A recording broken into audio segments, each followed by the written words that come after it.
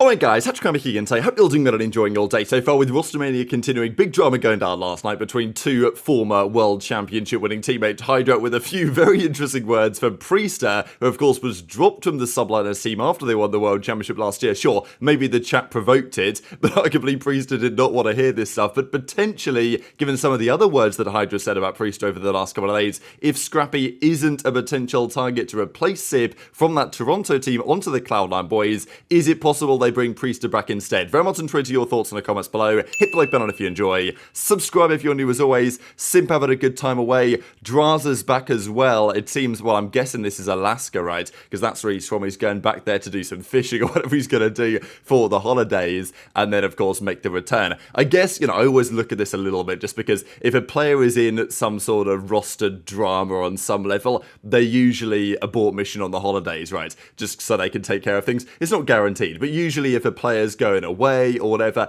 probably their team is relatively set in stone in terms of what they're going to do for next year. It's not always the case, obviously, because Pred last year, there were questions what was going to happen there. Okay, we knew he was going to OpTic, but he was still doing the World Tour last year anyway, and this year he's still doing the World Tour. But this year, Pred knows he's fine because the teams stay the same, so no surprises there. And, I'm not sure if Drazah had been in some sort of controversy around the roster decisions, if they'd have not won the World Cup, for example, whether, things would be exactly the same as they have been over the last couple of weeks. But it seems like things at the top are relatively set in stone. Slightly further down the league, however, there were some serious questions still to be raised, and we'll get onto them in the coming minutes here as well. Just to quickly note, we've talked a lot over the last couple of years, should the CDL return to console rather than PC? There would be plenty of advantages for doing so, and, the reality is, however, it's never going to be on Sony again, although the PS5 Pro has actually been announced yesterday now. Very expensive, to be fair, but I'm sure it's going to be a banger console.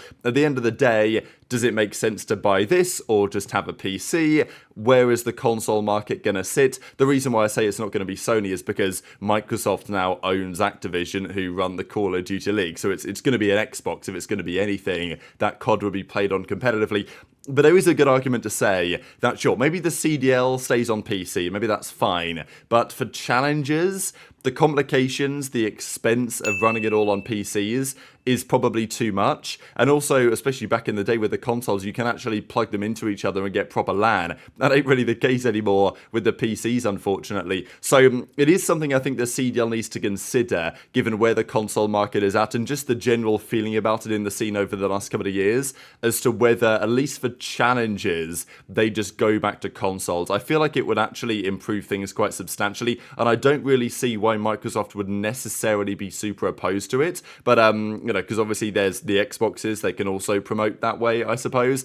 Something to think about, but I just thought it was interesting based on that last night. Actually, a quick update on Drazah, his bag stuck in Seattle, so that is definitely unfortunate work. Just to note on this as well, we've been working hard, all the boys over at the Breaking Point side, putting together a proper, fantasy product. So the last couple of years, it's had this, let's say, draft royale fantasy, where you just kind of choose your team of 4, and then whoever picks the best team wins. But, of course, most people want to do fantasy where they play in a league with their friends, and they can do a snake draft or whatever, and well, this is just a little bit of a teaser of what the website is currently looking like, working on stuff like that. So just stay tuned. The plan is going to be to have this draft style fantasy league launched before the start of next season, so it's all ready to go for the year, and people can create their league, they can invite their friends and all this stuff, and it's a lot of work on the back end, but we're doing our best to make it happen as soon as we possibly can. So shout out all the boys working on this, right? But let's talk about some of the ROASTmania stuff. There are still some questions on which organizations are actually going to arrive into the league. We saw those questions yesterday from ReeaL. The fact that we've got Gen G, we've got Fnatic, we've got potentially even a TSM, obviously Cloud9 are in now, G2 are in now, all these other organizations might want to get back involved in the scene. Which org is going to, buy out a CDL org? I know that Houston Spartans are talking about stuff here. Obviously Rise Nation, a legendary COD org, they've made it quite clear over the last few years they want to get back involved in Call of of Duty, their head guys have talked about it for some time. Now is the time, if there is a time to get back involved. So that's a big question. And depending what happens there, they may have different ideas for which players they want to bring onto their roster. And many of these guys simply don't know where they're going to go as it stands. But I wanted to share a couple of clips here. Certainly this one was more of a dagger than I was expecting, to be fair, given that these guys were, you know, world championship winners on the same team. And people are going to say, oh, HyDra, I can't believe, like, the lack of French manners or whatever, like, the stereotype is true and all this. I don't know. The reality is HyDra got some sort of gifted sub, and he was like, and the gifted sub was like, hey, Paco, like, ask Priestahh this, it'll be funny. And he probably shouldn't have asked him it. But, you know, it's funny and it's kind of dramatic, so we're going to talk about it. And at the same time, I do wonder whether there's anything in this in terms of the future of these respective players. We know that Cloud9 need a flex player on their team right now. They may be able to fork out the buyout for Scrappy, which seems the most likely outcome as it stands. Of course, if they do that, they wouldn't have the money to upgrade on Skyz, even though that might be difficult to do anyway, and they wouldn't have the money to upgrade on Kiz, which I think is possible, but, you know, if they wanted to do that, they'd have to buy Scrappy and Envoy, or something like that, which would be, maybe they can do it, maybe they've got the funds, but if they don't, then it might be one or the other at that point. But you know, if they brought back Priestahh, for example, they might be able to afford it. But anyway, just wanted to share this because a bit of a dagger really, when you've won the world championship with this guy a year before, and HyDra's gone on to have another good season, obviously, on that Subliners team that's now becoming Cloud9. They won an event at Major 4, second at the world championship, another, you know, load of money banked, of course, over the course of the season. And Priestahh was not so lucky. He went to Boston and ended up being the worst team in the entire league. I don't think that was obviously at all entirely Priesthah's fault. Maybe he had a part to play in it and he didn't have a good season at all, but I think he tried, at least. You could give him that. And it seems like anyone who was in Boston this last season was not ending especially well. But yeah, if I was Priestahh, I wouldn't be especially happy here in this. Yo, P-Dog. Yo. How it feels to go from champs to Boston? What? How does that feel? How does it feel? Like champs? Yeah, how does that feel? Feels fucking amazing, bro. He definitely got gifted fast, huh? Yeah, no, that was weird. That's bro. criminal. That's kind of criminal. Yeah, see, That was somebody weird, bro. told him to say that. This guy's clip farming. This guy's clip farming. I wouldn't laugh at you, P-Dog. Yeah, that's fucking crazy. Oh, yeah, just it was not fun, man. It was not fun. Wait, why? The fuck? Bro, I didn't win a game for 3 months. Yeah, that's true. Holy fuck. You guys just went on icy, bro. You guys just going map 5. Bro, we lost so many map 5, round 11. 12, right? Dude, I don't even know. Wait, that's bro. what I was thinking, Troy. No bullshit. I was like, damn, bro. If all those map 5 went to you guys, We actually would have been in that spot, dude. yeah. But yeah, nah. I mean, yeah, nah, dude. Some of the fucking clutches that were happening and shit, bro. It's unbelievable.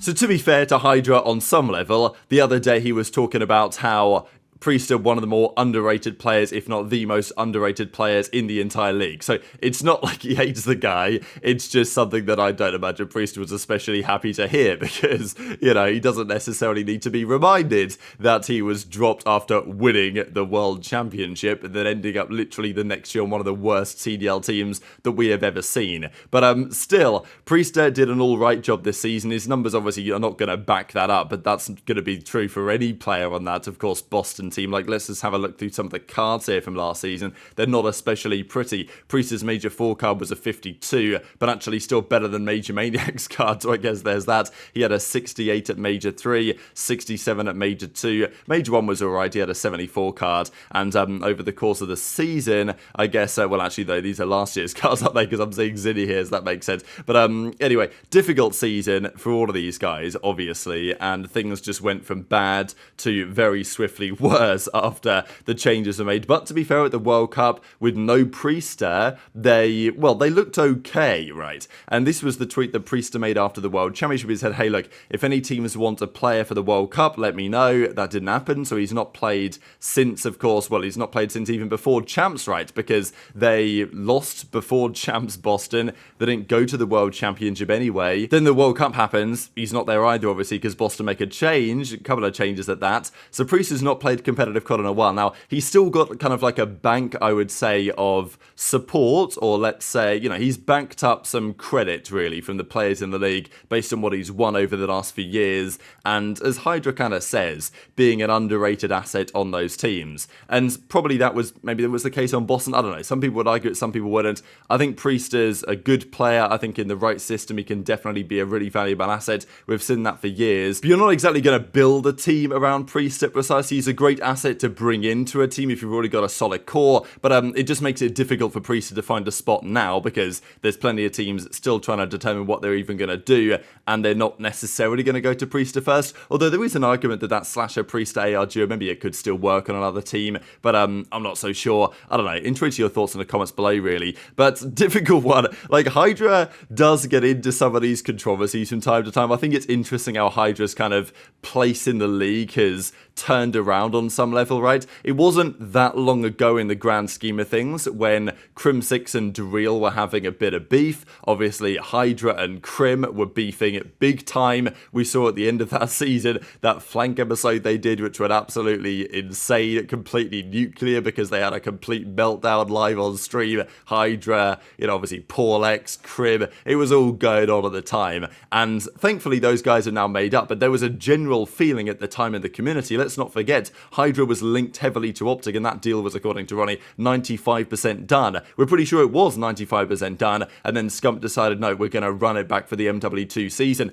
But at that time, HyDra was considered by many in the community, certainly many OpTic fans, as a player that was maybe, you know, having an ego too big for the accomplishments that he'd had so far, bit of a diva, right? This is the general feeling, like an Mbappe type, whatever, right? Because he's French, and there was a feeling of, well, maybe he's not the perfect character to come into a team and create a winning environment. And I think the perception of HyDra over the last couple of years has changed quite dramatically from how people thought of him then to how people think of him now as just like an absolute kind of winner through and through in many respects. Then again, you can argue that, well, is he kind of semi-instrumental to keeping around a couple of players on this team that maybe you could do better than? That's a question, but of course, you know, at the end of the day, they won champs last year, second at champs this year. He knows what he's doing on some level, and he's pretty good at COD as well. This was their World Championship winning team, of course, last year back in 2023 on the Subliners. This year, of course, they were second, but, you know, this is when Priestahh, you can see him in the background here, and maybe even here, you can see, like, these are the boys at the front, right? Kiz, Skyz, and HyDra, and then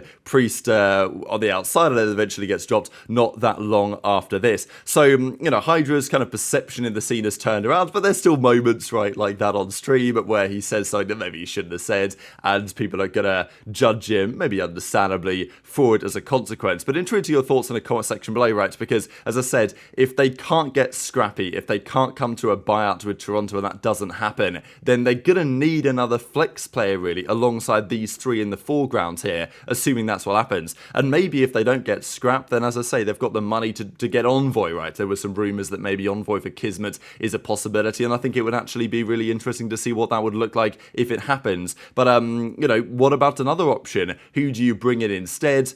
They won the World Championship with Priestahh. Like, it's not impossible that they could bring him back, I would suppose. What are the flex options? And there's a few good the flex options you're looking at, right? I mean, obviously, Beans has a pretty high ceiling and is someone, I guess, to think about. But, you know, they're not bringing Sib back, for example, right? So maybe you're not running out of options. There's options in that category, but Priestahh is one that you'd at least, I suppose, think about if that was to be the case. So intrigued to your thoughts in the comments below. Just one final interesting thing here, actually, on the Champs Curse. If you guys aren't familiar, well, actually, former level 80-70 breaks it down very nicely here on exactly what's happened for the last several years. Players getting dropped or leaving. I mean, like, Nastie didn't really get dropped from the Huntsman. He just decided to leave and Hex let him go. He went on to win the World Championship the next year. Envoy did get, well, again, he got dropped because they chose Shotzzy over him, but after the merger, it was just kind of unlucky, right? It is what it is. Wins the Vanguard World Championship. Cinder then does kind of get dropped or leaves. It's a bit unclear, but